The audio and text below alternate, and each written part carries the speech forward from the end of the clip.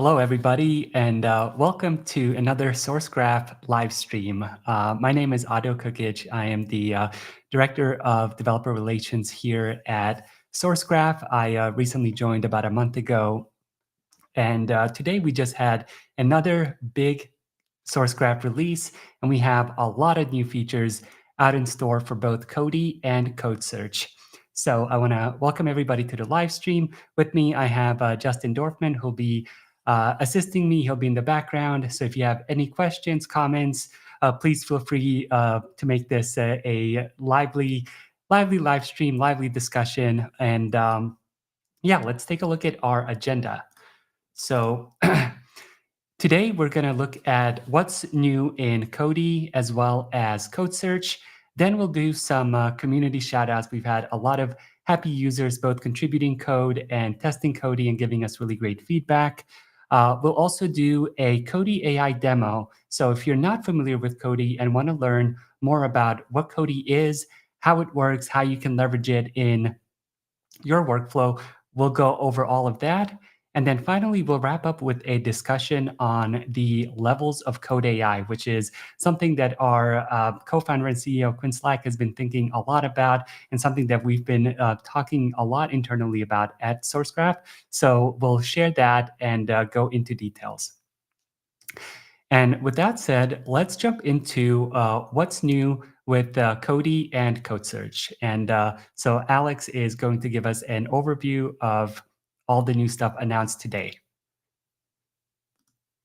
Alex from Sourcegraph. Today we have an all-new release from Sourcegraph, which means new features for both Cody and Code Search products. I'm going to walk through all of the highlights today, and let's start by jumping right into what's new with all of the Cody IDE clients. First off, we've got Cody for JetBrains, which is now officially out of experimental status and is available in beta. This extension has received a really big update with significant improvements across performance, UX updates, bug fixes, and it's even been updated to make it easier to set up out of the box. First off, when you install the extension, this is now the UX that you'll be greeted with. And when you want to sign in with, for example, a Sourcegraph.com account, all you have to do is click this button, which will route you to the web to authorize your account, and that will route you back to the extension, and now you're signed in. The extension also has some awesome new settings for configuring the extension just as you like it. For example, you can customize the color of the ghost text for autocomplete suggestions. And the speed and quality of Cody and JetBrains has been improved significantly. So compared to the experimental release in June, single-line autocomplete latency has been improved by 46%, and multi-line autocomplete latency has been improved by 22%. So it's far, far snappier as you're typing and getting those autocomplete suggestions now. Chat and commands also have improved quality and latency, and we can try a quick chat here with Cody to see how quickly it's able to find and retrieve context from our code base and return it to us.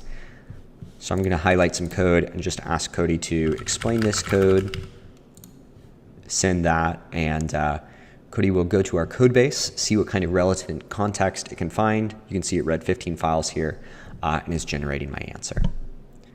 With that, the beta version of Cody for JetBrains has received some pretty significant upgrades, so if you're a fan of the JetBrains family of IDEs, I highly recommend you check this one out. Next up, we've got Cody for VS Code. This extension has been updated to share logic with the JetBrains extension, meaning that the performance and latency improvements of the JetBrains extension are also present here in VS Code. You'll find that the VS Code extension now feels generally snappier across chat, autocomplete, and commands. And in case you missed it, we also recently introduced a new feature to this extension called Custom Commands, and that lets you save quick actions and pre-written prompts for how you like to work with Cody to your Cody workspace. So you can easily trigger them at any time while you're coding. For example here, I've got a custom command I've created to improve the variable names within my code, and I can apply this to any code that I've highlighted, but you can create custom commands for any kind of quick actions based on how you like to work with Cody. Next up, we have the brand new Cody for NeoVim plugin, now available in experimental status for everyone. Cody for NeoVim supports both chat and autocomplete functions, and autocomplete works very similar to the other Cody extensions, where you can start typing, Cody will predict what it believes you're trying to implement or trying to type next, and will make that as a suggestion. Cody Chat works a little bit differently. You'll actually type Cody Chat in the command line, and that will open up your Cody Chat window on the right-hand side. And that's where you can have a back and forth dialogue with Cody. For example, ask it what a file does, or ask it to explain some snippet of code, or even generate some code. And if you want to actually have Cody come in and make a direct inline change to your code, you can highlight a snippet of code and use the Cody task command followed by a prompt in the command line. And Cody will use that to make an update directly in line in your code. This plugin is available today, so you can go ahead and download it and get started in NeoVim. On top of the feature updates that we're releasing for the Cody IDE clients today, we're also releasing some new LLM support for Cody for Enterprise. As of today, you can now configure Cody for Enterprise to talk to OpenAI models on the backend, meaning that you can choose between Anthropic models like Claude 2 and OpenAI models like GPT 3.5 Turbo and GPT 4 to power your team's instance of Cody based on your team's preferences. We're also introducing support for hosted LLM services, specifically Azure OpenAI and AWS Bedrock. If you're running a model through either of those services, you can now configure Cody to talk directly to that service, so Cody's requests are effectively routed to your LLM in your team's own Azure or AWS cloud account. With that, we've covered all of the Cody highlights for this release, so let's take a look at what's new in Code Search, specifically version 5.2 shipping today. We've got a couple new features here that should make for a better experience for our Sourcegraph instance administrators. First off, we've got improved debuggability for the Git server component in Sourcegraph. Maintaining Git server could be a little bit time consuming if you had a very large Sourcegraph instance, so we've surfaced more information to the UI to make that an easier process. Here in the Git server tab, you can see exactly how much free disk space you have on your Git server. And we can also drill into repositories here and then go into the settings for a specific repository. We can actually see a log of all of the operations that Git server is running against each repository. This makes it much easier to see exactly what's happening and if any operations are failing right from the UI, so we don't have to spend the time SSHing into Git server to debug. Lastly, we made some upgrades to the admin onboarding process and what exactly happens when you stand up a fresh new instance of Sourcegraph and Code Search.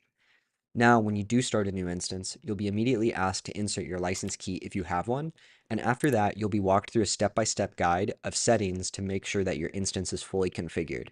For example, setting your external URL and connecting all of your code hosts. This makes sure that you have the best possible experience with Sourcegraph right out of the box as soon as you get started. That wraps up the highlights from today's Sourcegraph release. If you're already using Cody, you can upgrade to the latest versions of the IDE clients today.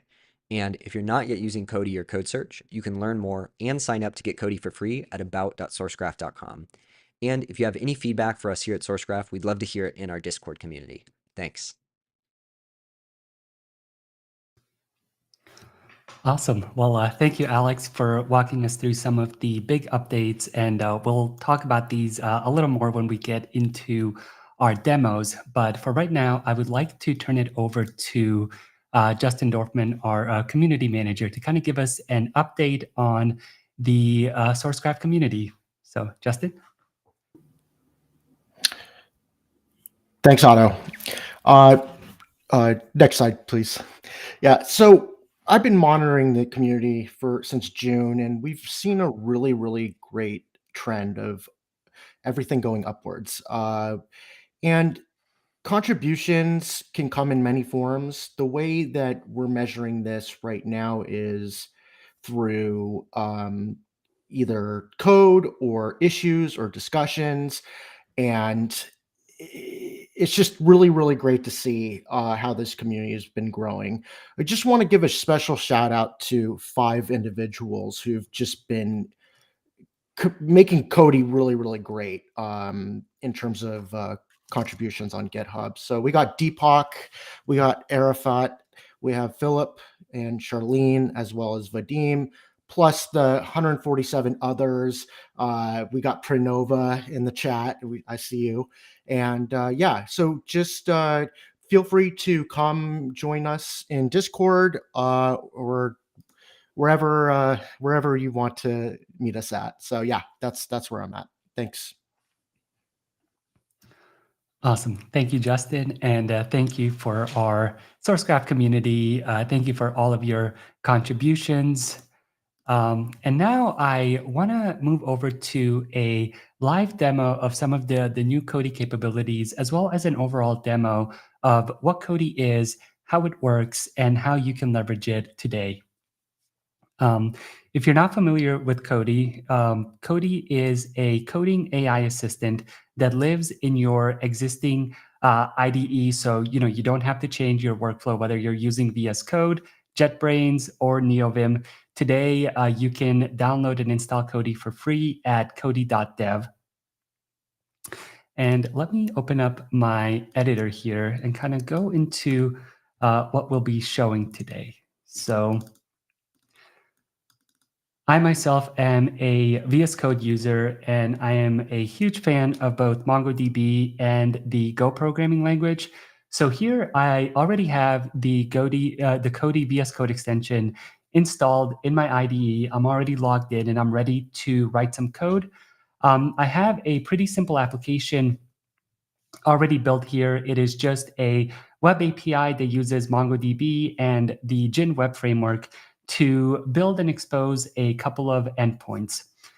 So if we look at this application,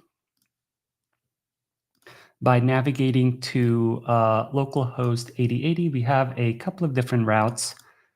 And let's do this.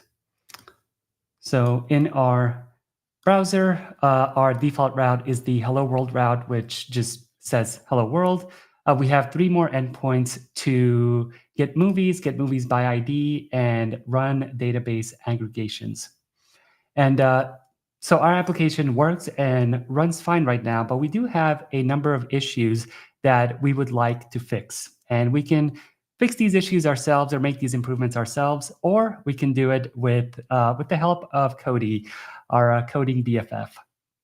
So the first issue that I'll run into is if I go to this movies endpoint, and the reason that we'll have the issue is I'm going into this Mflix database and getting a list of movies, and I'm going to get a list of all of the movies in the entire database. So that's probably going to take quite a while to download.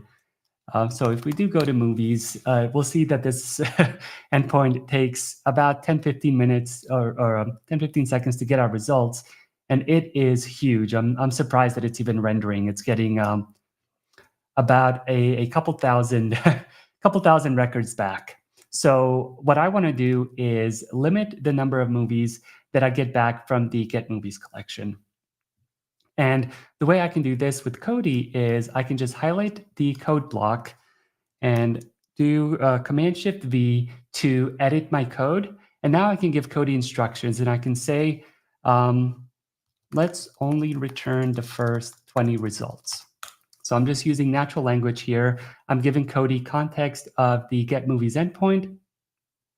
And Cody is going to scan the data, scan my function, and look at my prompt, look at my question, and try to give me a good answer.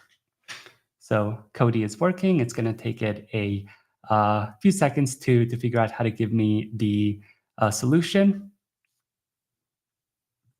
And are we not seeing the screen?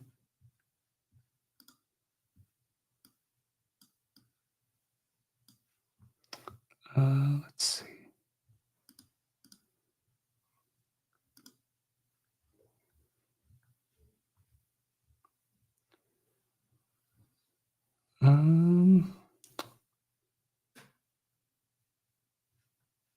So we're not just 1 second. We are not showing my Visual Studio Code.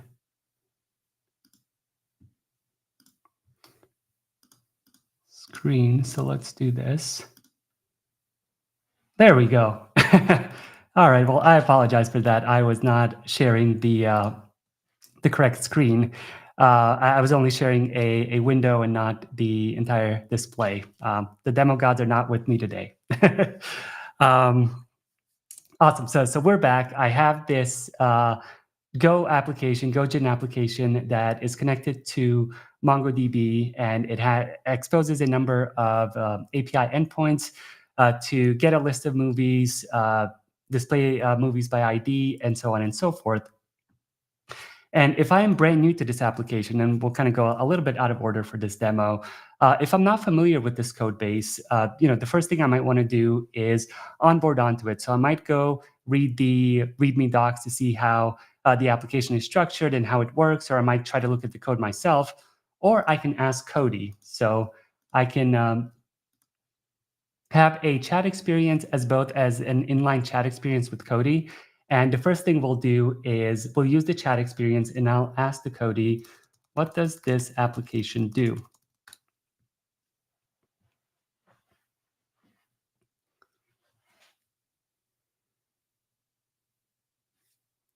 And Cody read one file, so we always like to cite our sources and give proper context of what we're looking at. And so based on the code provided, this Go application appears to be a REST API that interacts with a MongoDB database. It's telling me that it's using the Gin web framework. It listed out the endpoints and what each endpoint does, and then the implementations of those endpoints.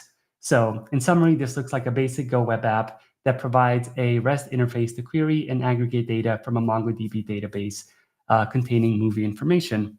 So far, so good. So next, let's go and I mentioned earlier that with the Get Movies endpoint, at the moment, we're getting a list of all of the movies in our collection. And we probably wouldn't want to do that. We might have a couple hundred records in our database. We might have a couple thousand or a million, and that'll definitely crash our browser. So the way we can fix this is we could, copy and paste this and ask Cody in the chat experience how we might go about limiting the number of movies returned, or we can use inline chat. And with inline chat, we basically just hit where we want to start our discussion and ask Cody a question. So here, let's say, limit the number of movies to the first 20. And I'll ask Cody.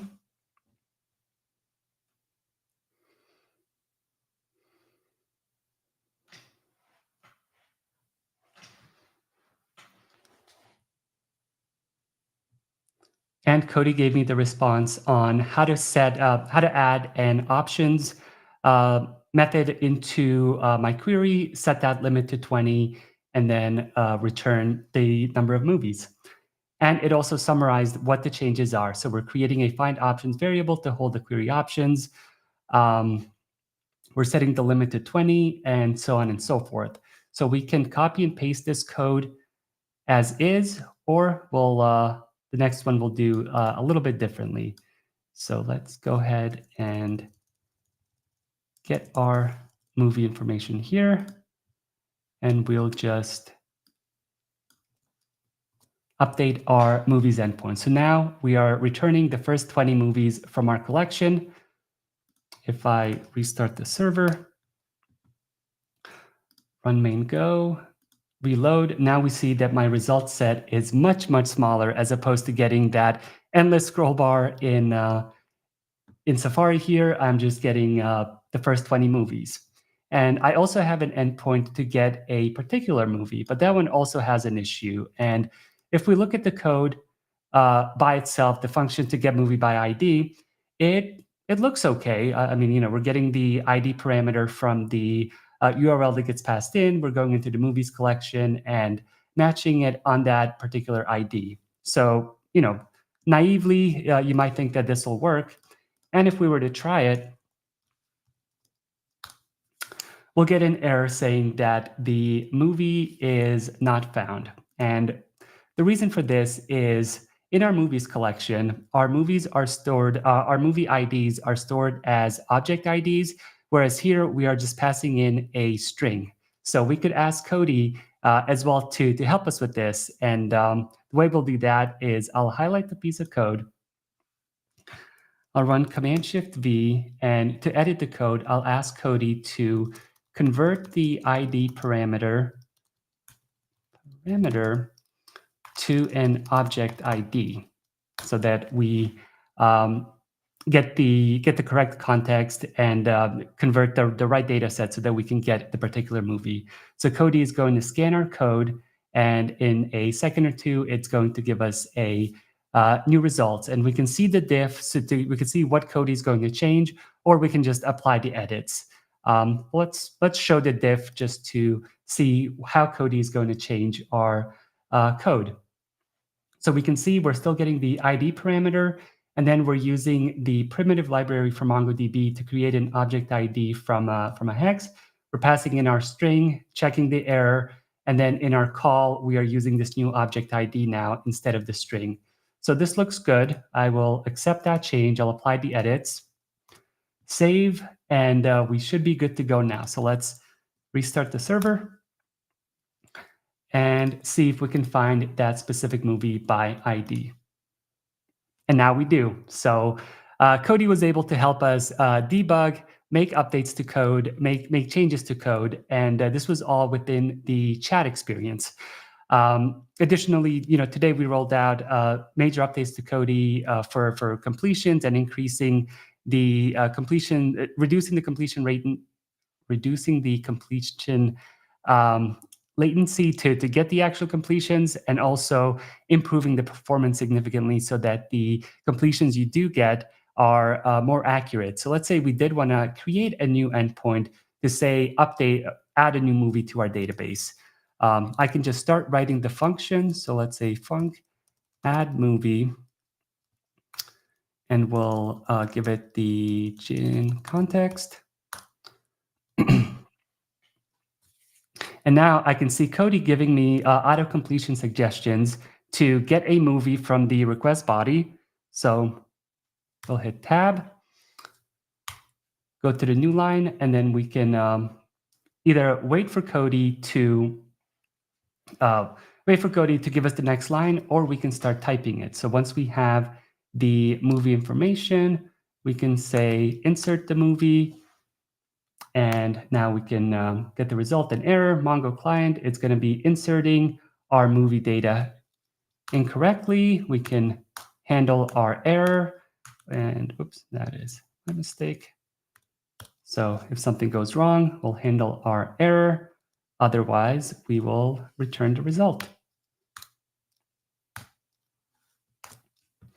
And so this should also work as well. You can see all I did was add the function signature and waited for Cody to give me the rest of the code. Should we see if this code does actually work? Let's do it. We have a little bit of time, so we'll add a new post endpoint to add a movie. And I will restart my server. And for this one, since we're making a post request, let's go ahead and open Postman up.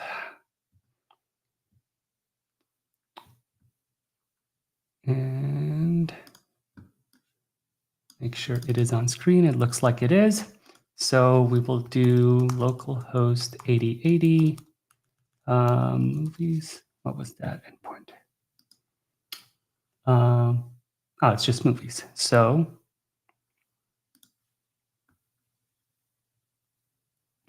movies, we are doing a post request, and we'll send it in some JSON data. JSON. And we'll say that our movie is title Sourcegraph, the movie starring Cody. And since we are working with MongoDB, we could send in any sort of data, which is great for testing and debugging and live demos. So let's see if this works. Fingers crossed. And it did. So we did get a successful 201 created response back. And with MongoDB, when you insert a document successfully, instead of getting the whole document back, by default, you just get the document ID, which we got back here. So we were able to add this new endpoint in Go with the Gin framework, and Cody understood all of the context. It helped guide us through building the application, and it all sort of just worked.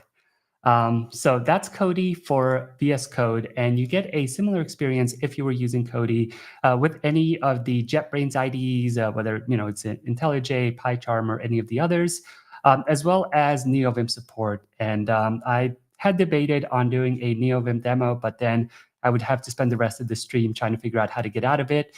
So we'll hold off on that one for now.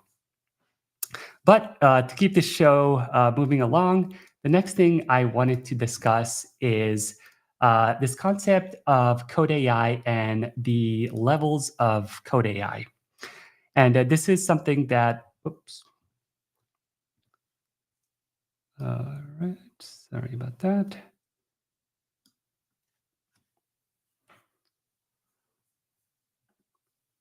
Did we lose a tab?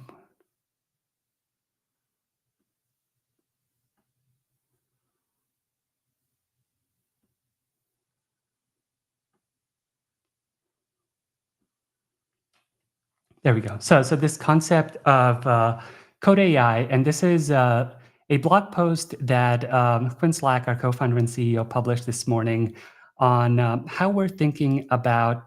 Oh my gosh, why does this keep happening?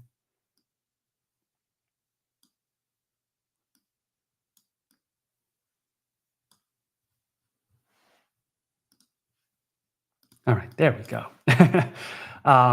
So in the last year, Code AI, which for us means software that builds software, went from having less than 1% of developers using it to around 92% of developers leveraging Code AI tools in their work at home as they're building application. And this is really changing the way that everybody codes. And we predict that in a couple years, a lot more code will be written by AI than by developers, than by humans. But there is so much hype around code AI. And, with anything that gets vast amounts of hype, it is very easy to just dismiss it as, this will never become a real thing. This is just way overhyped. We're just waiting for the bubble to pop. And to avoid this and to really communicate the capabilities of Code AI in its current and future states, the way that we see it going, we found it helpful to really think of Code AI in a level in a term of levels. So levels of Code AI as we've been building Cody. And this has really resonated with both our customers and our users and internally to help us understand what Code AI can actually do today and what it'll hopefully be capable of in the future. And the way that we see the levels of Code AI working are on this spectrum of 6 different levels in 3 disparate categories. So we have human-initiated AI, AI-initiated Code AI, and then finally, in the distant future, we'll have AI-led code generation. And we really, in thinking of these levels, we really borrowed a lot from the Society of Automotive Engineers in terms of their definitions for the levels of automation in vehicles. There's also been a lot of hype around self-driving cars over the last decade. And, there was a lot of hype, a lot of promises made. And eventually the industry kind of got together and said, let's figure this out. Let's see, let's have a list of defined levels and so we can track the progress and consumers will be more aware of what they're actually getting into, what they're purchasing, and what the vehicle's capabilities are. So to kind of compare and contrast our levels of Code AI to the SAE automation levels, I just want to kind of go over them level by level. So with level 0, we have no AI assistance for both the car and the developers writing code. So in this level 0 world, which is the kind of traditional software development, the traditional way that we've done software development is there is no AI assistance. The developer writes all of the code. Now, you can have features like symbol name completion or, simple auto completions, references to code bases to help you find and get a little bit of context, but there is no AI automation helping you in crafting any of the code. And with vehicles, this is, no automation as well. The human is fully in charge, but the car may have some features to help the driver, like blind spot detection that will, alert you that if you change the lane, you might hit a vehicle that's in your blind spot, but the car won't stop you or prevent you from doing it. At level 1 is when we get code completion. And the other way that we're also thinking about these 6 levels of Code AI is that they build on top of each other. So as we get more and more Code AI tools, to be at a certain level, you have to be able to demonstrate the capabilities of the previous level as well, to be able to really reason and to be able to understand that, if you can do code completion really well, then you might be able to do code generation and so on and so forth. So with level 1, we get code completion, where the developer still writes the majority of the code themselves, but Code AI tools can help them provide a little bit of context and auto completion. They might have a chat experience, but the context is fairly broad. It's not looking at your specific code base. It's not looking at your conventions. It's looking at all of the source code, all of the open source code, all of the open source code that the model has been trained on. So, it may be really helpful. It may help you write code a little bit faster, but it doesn't understand and have the capability to really help you with your specific problems.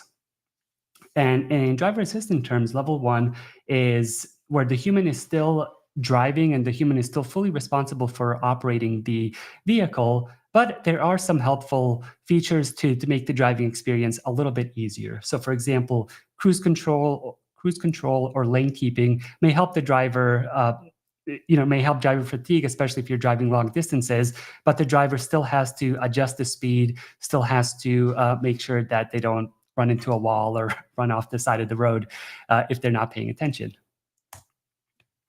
At level 2, we get code creation.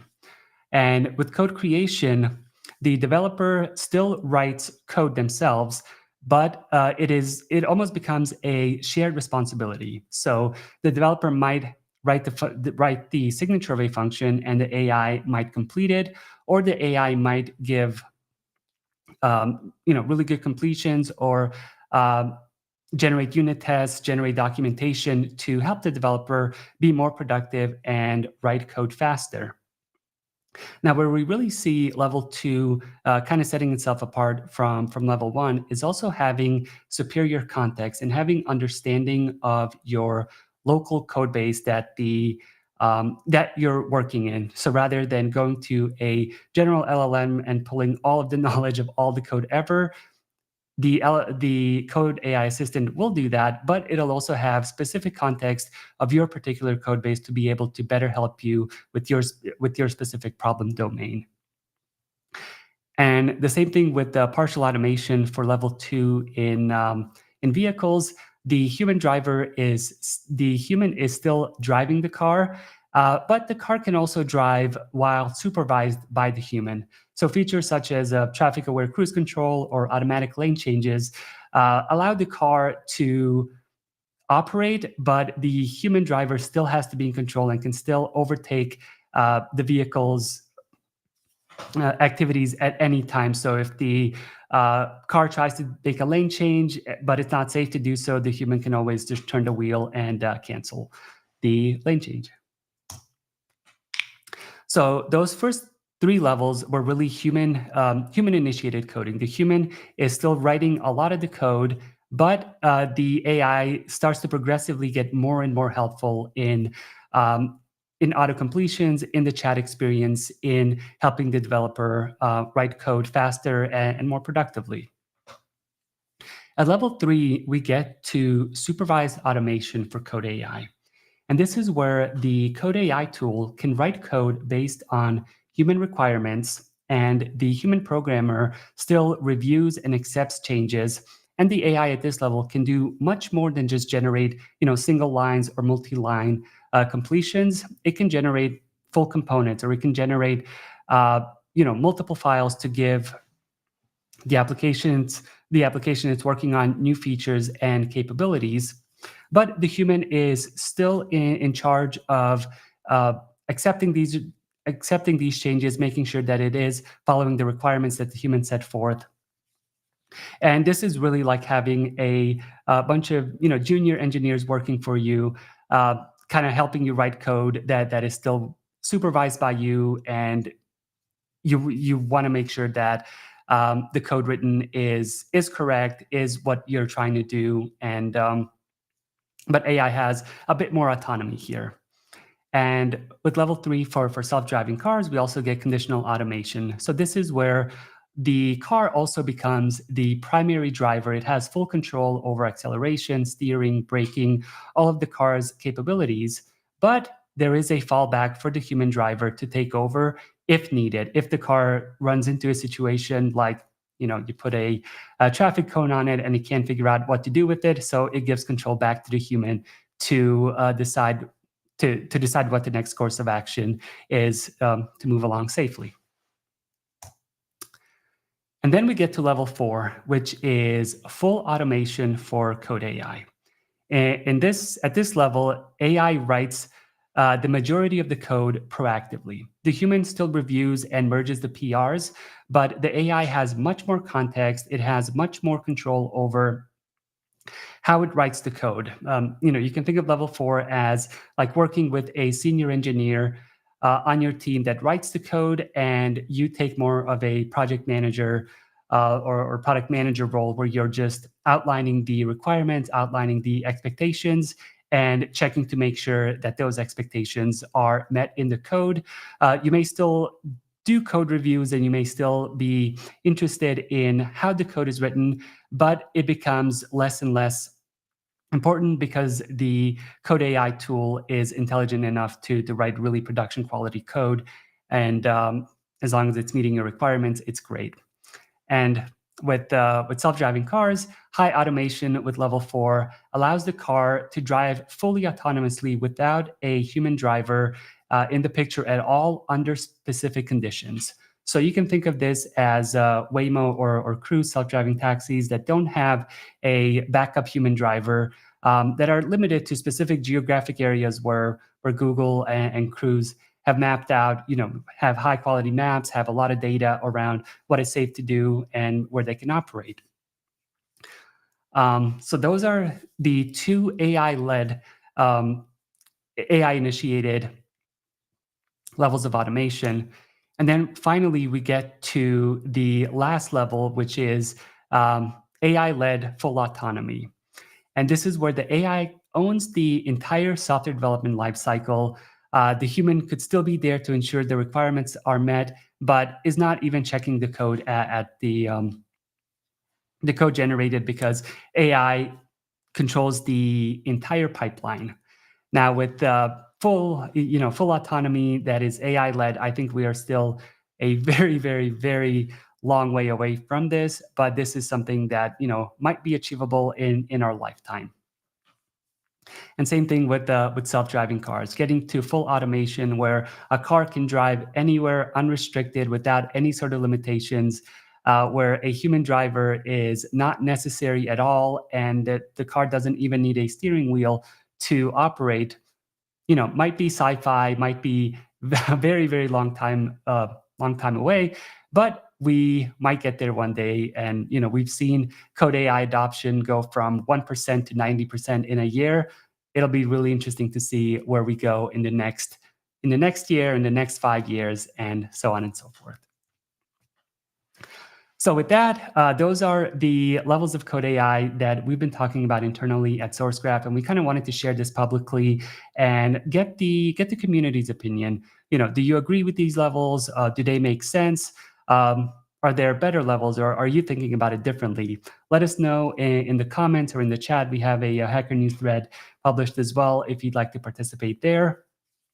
And now I'd like to kind of open it up to Q&A. If anybody has any questions, anything they'd like to know about Cody, code search updates that we announced today, or anything else that we can be helpful with, we have about 20 minutes to spare.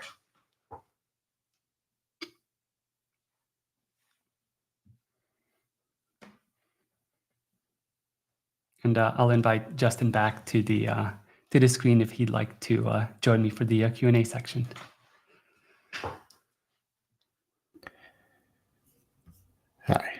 Great work. Yeah. Any questions out there?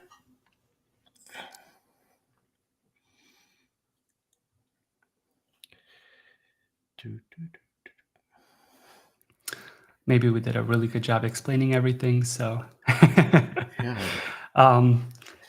But yeah, if you'd like to try Cody for yourself, Cody is free while in beta, and you can install it for your favorite IDE today by going to cody.dev, creating a free Sourcegraph account, and taking it from there. So we do have a couple of questions coming in. Stephen asks, what level, or so Chip, Helix support when plugins API is available? I'm so bad at this. I apologize, everyone. All good. Helix support. I don't know if that is on our roadmap at the moment, but I will check with the team on that one. But going to Steven's question about what level is Cody AI in this system of the levels of Cody AI that we shared today. So we believe that Cody at the moment is a level 2 system where, with Cody, we allow you to use Sourcegraph to get, to index your code base, to generate embeddings, and to really have local context of the code base that you're working in. So we see Cody as being a level 2 system if you have the embeddings enabled. And if you are just using Cody without embeddings, then we would say Cody is probably closer to a level 1 system.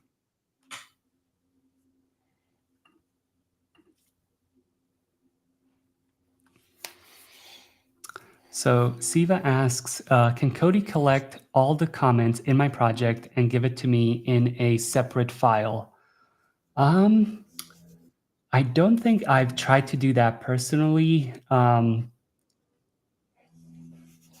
would say try it. I don't think, personally, I don't think it'll generate, like if you have a repo of, 5,000 files and you're trying to get all the comments exported, I don't think Cody will do that out of the box. Justin, I don't know if you've had any experience there. It's a great question. We're gonna have to get back to you on that because I don't want to say something that is not true.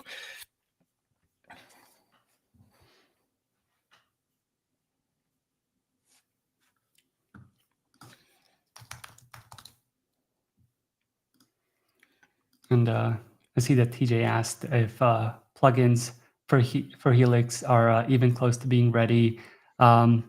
I honestly have not spent much time with Helix at all, so I I probably wouldn't be the best person to comment on that, but we'll see if Chip answers. So we have another question here by Alex, and he asks, could the Cody extension be used in the future with locally run LLMs like Llama models? And this is a really great question. And yes, so our CEO, Quinn, has been kind of hacking away on a couple of PRs to try to get Cody running locally with Ollama. And he's had success, but running, Llama locally is pretty intense. So it's not a great experience at the moment, but definitely something, as we spend more time on it and as we iterate on Cody and try different LLMs and try different implementations, we might get more official support. But it looks like Justin just shared the PR that adds local Ollama support. You will need a pretty beefy machine to run it, though, to get any sort of halfway decent experience. But is it possible? Yes.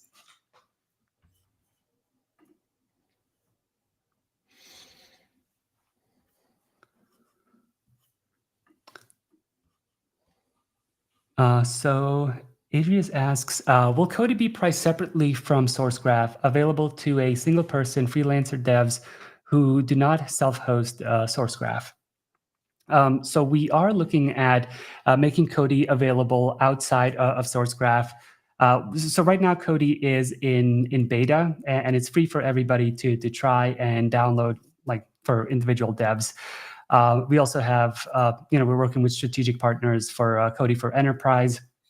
But if you are a solo dev and just want to try Cody in beta right now, you can do it for free. And once Cody is out of beta, we will have a tier for individual developers that may not require the full Sourcegraph instance.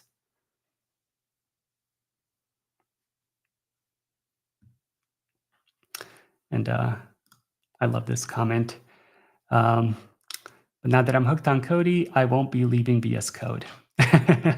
Well, I mean, you could go to any of the JetBrains IDEs or NeoVim, but love to hear that you are hooked on Cody.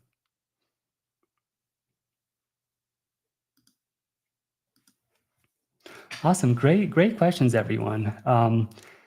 And keep them coming. We still have a little bit more time, and if there's anything else you'd like to see, I'm happy to open up VS Code again and try some commands, and we can hack away. We have some time. We got another question from Alex. Does Cody have an API to the model to integrate with other editors? This one I am not entirely sure of. If anybody, I know we have a few folks from Sourcegraph that are watching the live stream. If you know and want to answer, I'll pop the answer up on the screen.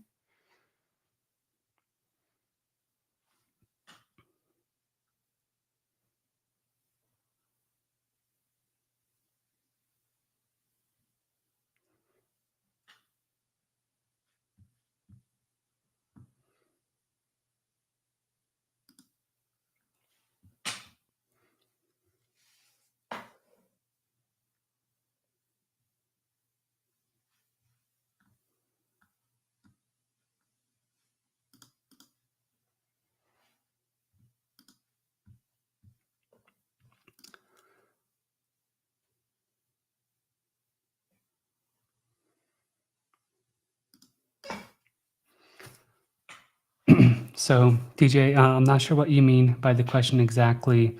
I think, TJ, the question, if I understood it correctly, is do we have an API where folks could leverage the API to kind of create their own editor, Cody client, essentially, for a different IDE or a different experience altogether? And I feel like if that's the question.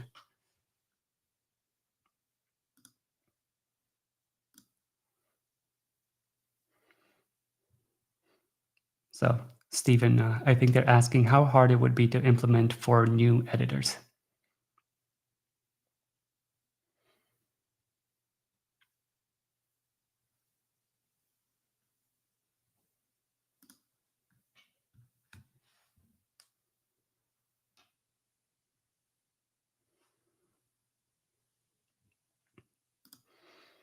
Maybe we should ask Cody to create a Cody client for a different editor and see how how well it does. And TJ has the answer for us here. So he says, I would say that we kind of do, but it's completely unsupported because we may break the protocol and do regularly at the moment. At some point in the future, we would like to not break it. So maybe in the future, we'll have a much better experience when it comes to exposing the Cody specific APIs for developers to build on top of. But that is not a promise.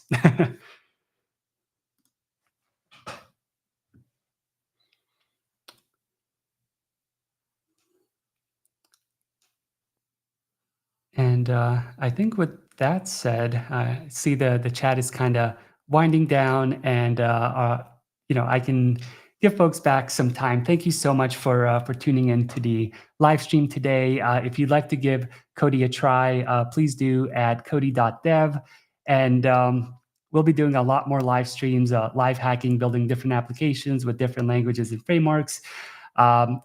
especially as we iterate further on Cody and get closer to the general release.